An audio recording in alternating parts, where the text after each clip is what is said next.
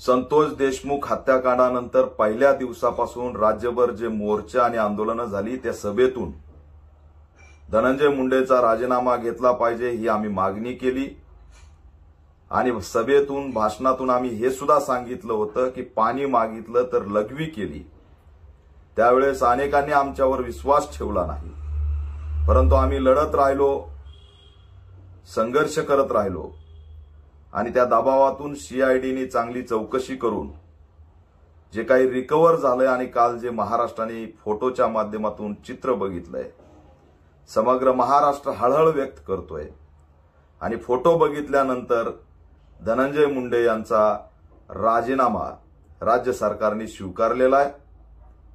आता नैतिकतेने राजीनामा दिला असं म्हणता येत नाही, तर यांचा पर्दाफाश झाला म्हणून राजीनामा द्यावा लागला हे वास्तव आहे। मी तर अशी मागणी करतोय ऑल इंडिया पॅंथर सेनेच्या वतीने,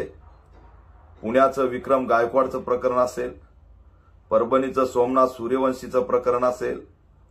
स्वारगेटचं बलात्काराचं प्रकरण असेल, संतोष देशमुखचं प्रकरण असेल, लातूरचं माऊली सोटचं प्रकरण असेल, राज्यभर कायदा व सुव्यवस्थेचा प्रश्न निर्माण झालेला आहे।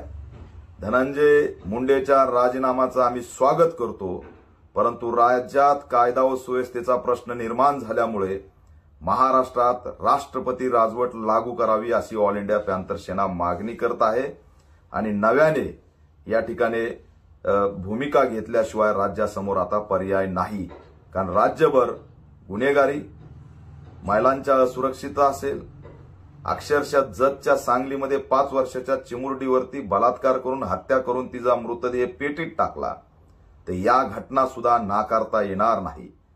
केंद्रीय मंत्र्याच्या मुलीची छेड काढली जाते, त्यामुळे राज्यात हे सरकार